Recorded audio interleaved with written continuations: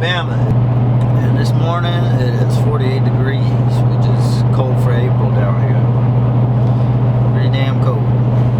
So, got about 3 more hours driving. Should get there around 10 o'clock or so, and probably do some work on the computer, edit some video, and then I'm gonna head out, see if I can locate a turkey midday. And this evening, try to put one to bed so we can get on them in the morning. I think it's going to be a good weekend. I say weekend. It's Tuesday. No, today is. It's Wednesday. We'll be back on Friday, so it'll be a good week. So it's 1:40, the first afternoon. Real windy out, so I think what I'm going to do is go find a couple big bottoms, just call into them. See if the turkeys are in there getting out of the wind. It's late season, so hens should be nesting, and the gobbler should be alone. So see if we can strike one up in the afternoon.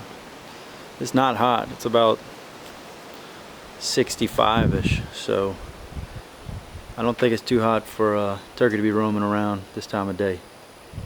We'll see what happens.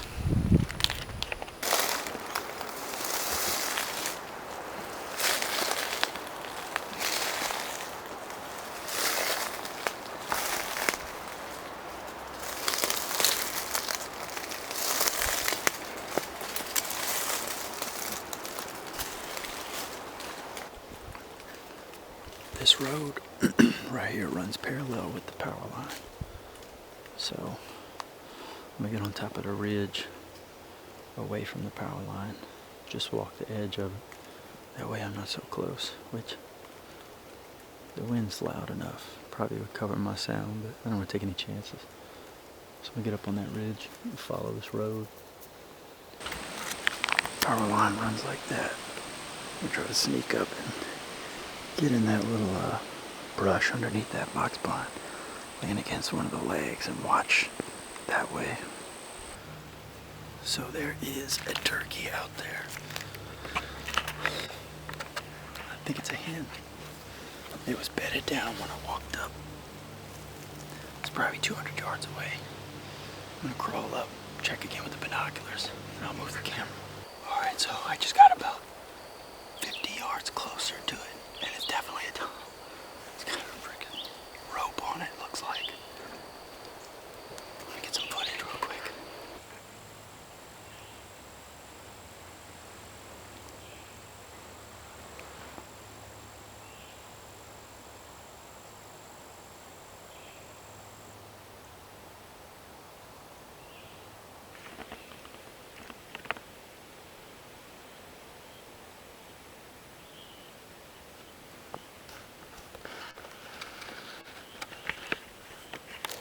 So he cut back to the other side of the power line in that creek bottom. So what I'm gonna do is go back to the box blind, cut behind it.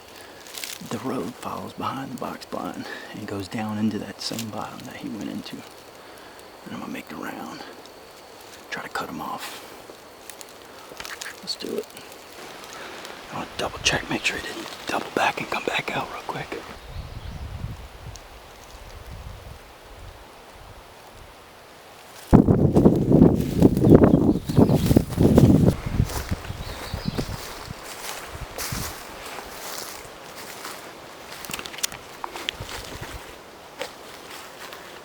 Down.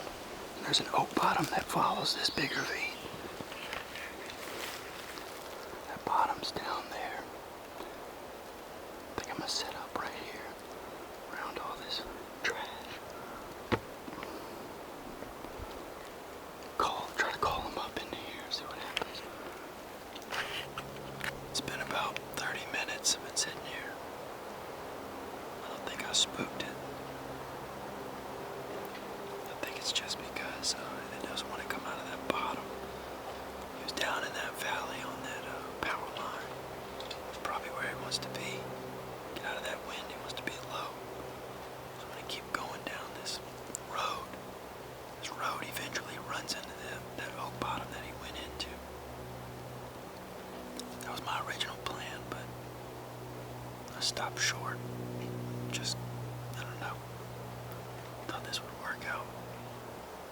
But to get back on this road, quietly, crawl down there to that bottom, wait it out a little longer. I don't want to pressure it too hard.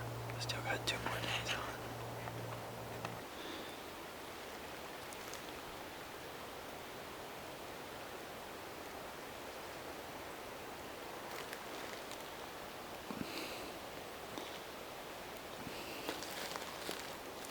Set up on this pine tree.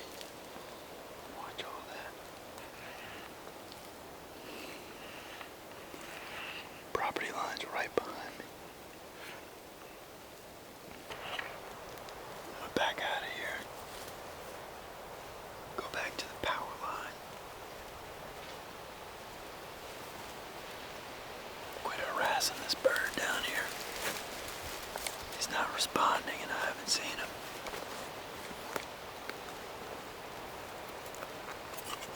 Wonder if there's a hen. There was a hen with him. I don't know. We'll go back to that box blind and check the power line again. And cross and check out some other stuff. Just walking and calling right now. Walking as slow as I can, quietly as I can and calling. It's getting late. It's 4:46. So I think that, or I'm hoping it'll be more vocal as it gets later. We'll see.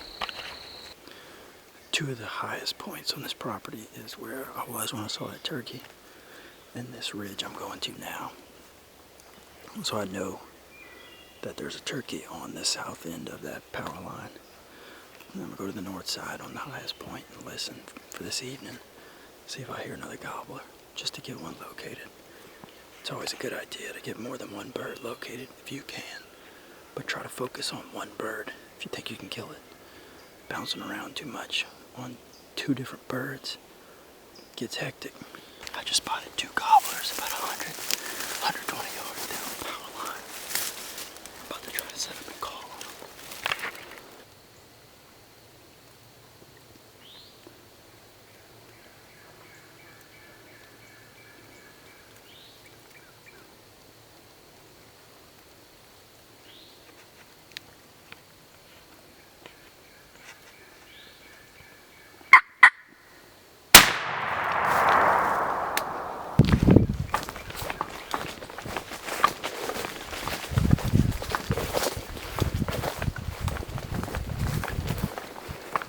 I don't think I have very long. My camera's dying.